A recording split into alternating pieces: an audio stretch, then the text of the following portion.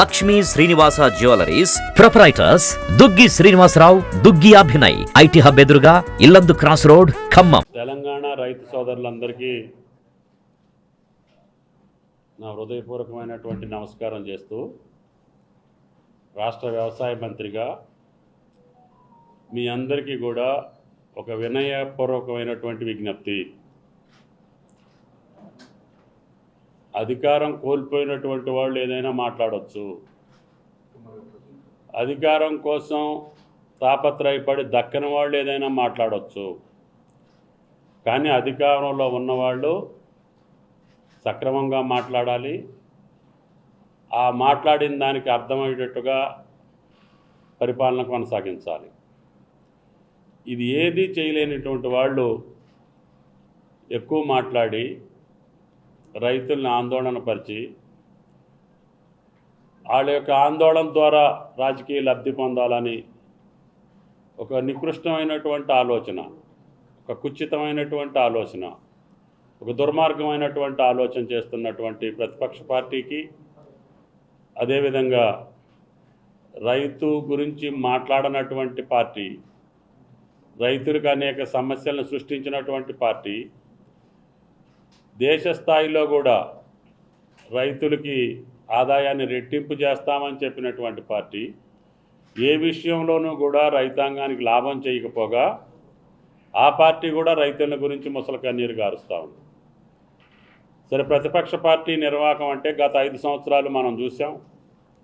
ఆ నిర్వాహకానికి తెలంగాణ ప్రజలు, ముఖ్యంగా రైతులు వాళ్ళకి అర్థం చెప్పారు. వాళ్ళకి తెలియాల్సింది ఏంటంటే, గ్రామీణ ప్రాంతంలో ఆ పార్టీకి వచ్చినటువంటి ఫలితాలు, పట్టణ ప్రాంతంలో వచ్చినటువంటి ఫలితాలు, దాన్నైనా గమనంలో తీసుకొని ఇంకా రైతుల్ని గత 5 సంవత్సరాల్లో మోసం చేసినటువంటి మీరు, దగా చేసినటువంటి మీరు, వాళ్ళని అయోమయానికి గురి చేసినటువంటి మీరు ఇంకా అదే మాటలు వల్లిస్తూ మొదటి పంట కాలంలోనే కాంగ్రెస్ పార్టీ మే 22న రాహుల్ గాంధీ గారు వరంగల్లో ఇచ్చినటువంటి మాటను నిలుపుకోవటం కోసం 2 లక్షల రుణమాఫీని మా పార్టీ అధికారంలోకి వస్తుంది 9, 12, 23, 24న 23వ సంవత్సరం. అప్పటి నుంచి మేము మొదటి పంట కాలంలోనే రుణమాఫీ చేపిస్తానని చెప్పి రాహుల్ గాంధీ గారు చెప్పారు.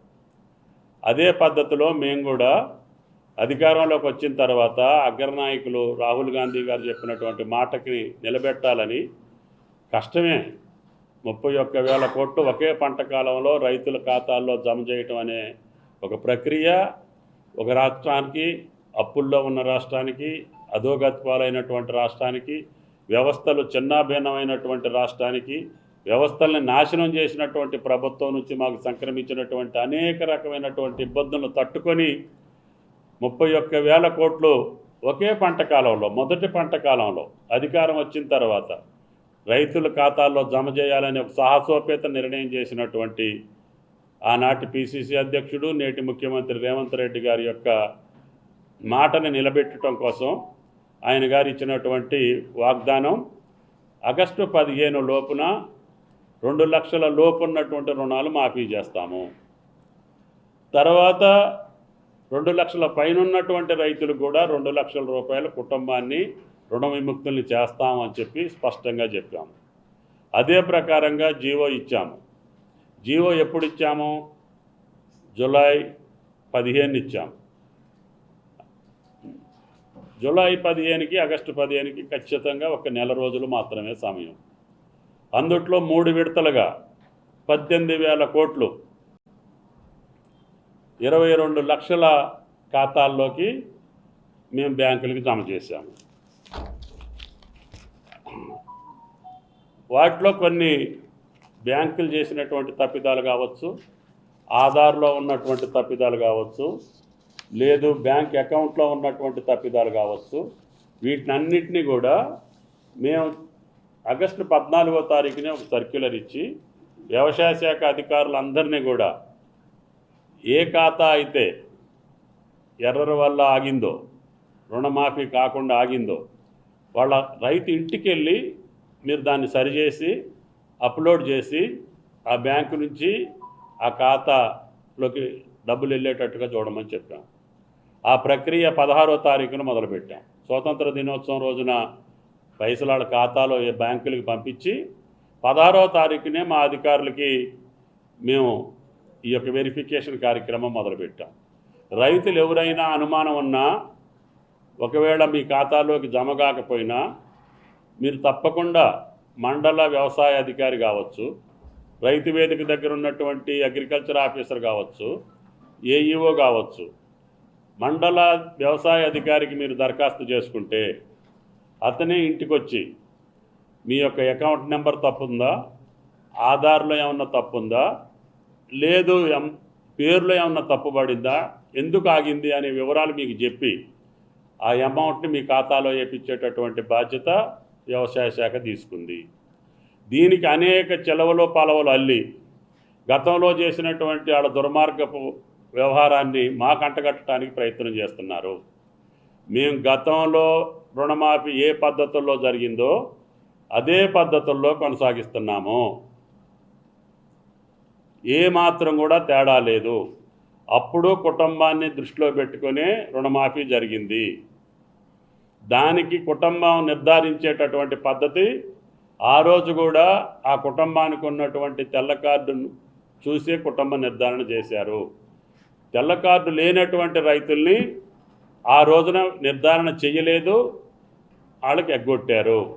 ఇప్పుడు ఆ పద్ధతి జరగదు. తెల్ల కార్డు లేకపోయినా కూడా పాస్బుక్ మీద రుణం తీసుకున్నటువంటి రైతు ఇంటికి పోయి దాన్ని మేము అప్లోడ్ చేసి ఆ రైతుకు కూడా లోన్ ఇచ్చే ఏర్పాటు మేము చేస్తున్నాము.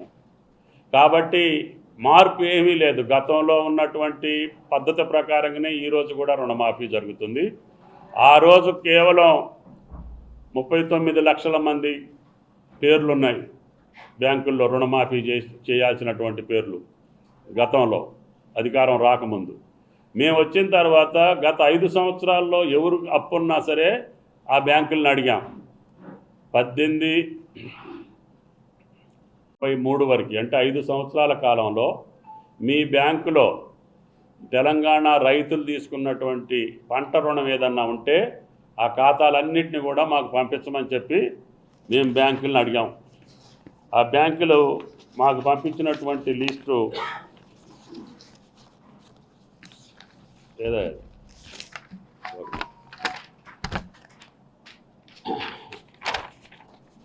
ఆ పెద్దలకు పంపిస్తాను. వాళ్ళు పంపించినటువంటిది 41,07,892 వాళ్ళ ఖాతా నెంబర్లో పంపించారు. 41,78,892 మంది మా దగ్గర అప్పు తీసుకున్నారని చెప్పి 40 బ్రాంచులు, ఈ రాష్ట్రంలో ఉన్నటువంటి 40 బ్యాంకులు, కార్పొరేషన్ బ్యాంకులు కావచ్చు, గ్రామీణ బ్యాంకులు కావచ్చు, కోఆపరేటివ్ బ్యాంకులు కావచ్చు, అందరిని అడిగాం. మా రైతులు 5 సంవత్సరాల్లో పంట రుణం తీసుకున్నటువంటి జాబితా మాకు పంపించండి, మేము వాళ్ళ రుణం తీర్చదలుచుకున్నాము కాబట్టి ఇవ్వమని చెప్పాం. ఇవ్వమని చెబితే ఇచ్చినటువంటి ఖాతాలు ఇవి. ఇప్పుడు ఆదుర్దా పడేవాళ్ళు కానీ, అధికారం పోయిందని నిర్వేదంతో ఉన్నోళ్ళు కానీ, నిరాధారమైనటువంటి ఆరోపణలు చేస్తున్నటువంటి పెద్దలు కానీ, గతంలో చేసినటువంటి దుర్మార్గపు చర్యలకి మేము పాల్పడాల్సినటువంటి అవసరం లేదు.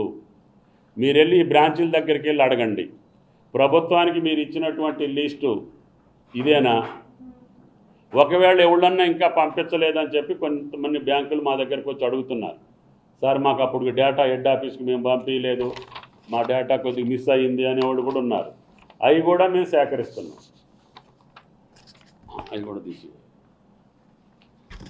కాబట్టి మేము ఆ రోజునే చెప్పాం, ఈ 41 లక్షల మందికి చిల్లరకి ఎంత అమౌంట్ ఉంది అని చెప్పి మేము చూసాం.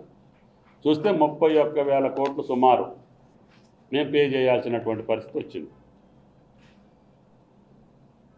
ఆ 31,000 కోట్లు మేము చేయాల్సినటువంటి అవసరం ఉంది.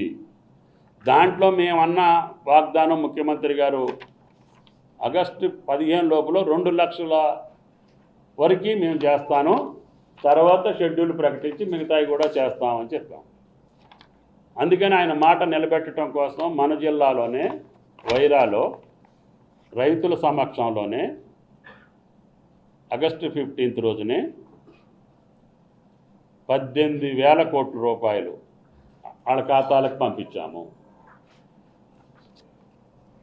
మీకు కూడా ఈ బ్యాంక్ లిస్టు పంపిస్తాను, ఆ పెద్దలకు పంపించండి. 12/12/18వ తారీఖు నుంచి 9/12/23 వరకు, అంటే 5 సంవత్సరాల కాలంలో మీ బ్యాంకులో తెలంగాణ రైతులు తీసుకున్నటువంటి పంట రుణం ఏదన్నా ఉంటే ఆ ఖాతాలన్నింటినీ కూడా మాకు పంపించమని చెప్పి మేము బ్యాంకులను అడిగాం. ఆ బ్యాంకులు మాకు పంపించినటువంటి లిస్టు ఏదో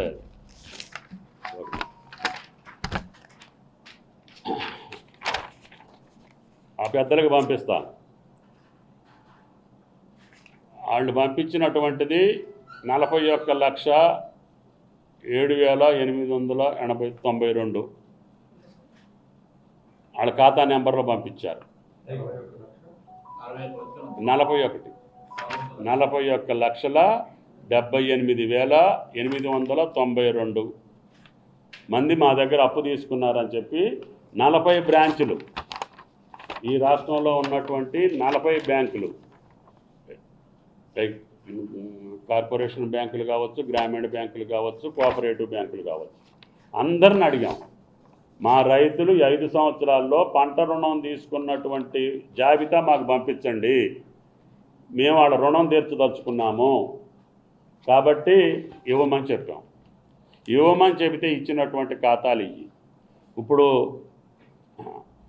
ఆదుర్దా పడేవాళ్ళు కానీ, అధికారం పోయిందని నిర్వేదంతో ఉన్నోళ్ళు కానీ, నిరాధారమైనటువంటి ఆరోపణలు చేస్తున్నటువంటి పెద్దలు కానీ, గతంలో చేసినటువంటి దుర్మార్గపు చర్యలకి మేము పాల్పడాల్సినటువంటి అవసరం లేదు.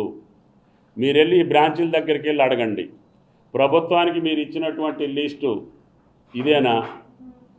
ఒకవేళ ఎవళ్ళన్నా ఇంకా పంపించలేదని చెప్పి కొంతమంది బ్యాంకులు మా దగ్గరకు వచ్చి అడుగుతున్నారు, సార్ మాకు అప్పుడు డేటా హెడ్ ఆఫీస్కి మేము పంపించలేదు, మా డేటా కొద్దిగా మిస్ అయ్యింది అనేవాళ్ళు కూడా ఉన్నారు.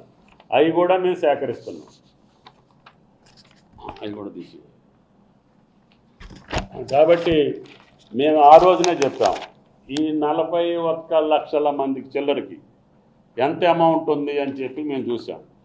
చూస్తే 31,000 కోట్లు సుమారు మేము పే చేయాల్సినటువంటి పరిస్థితి వచ్చింది.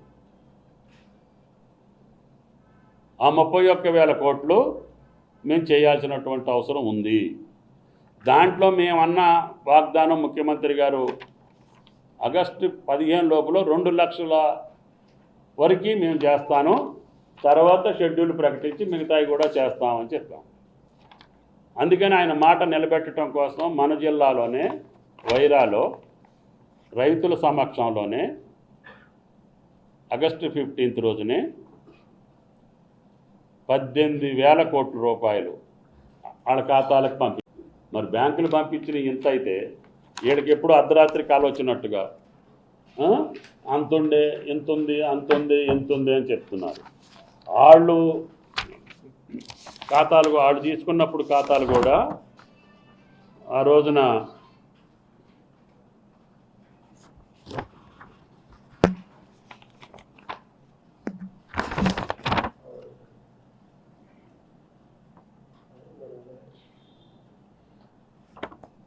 $40 లక్షలు వచ్చినాయి ఆ రోజు నాకు. ఈరోజు దగ్గర 42 లక్షలు వచ్చింది. అంటే రైతు రెన్యువల్ చేసుకొని వ్యవసాయ అప్పు తీసుకునే రైతులు పెద్దగా పెరిగేది లేదు. ఈ రాష్ట్రంలో ఉన్న రైతాంగానికి మొత్తానికి అప్పు ఉన్నట్టుగా చెప్తున్నారు.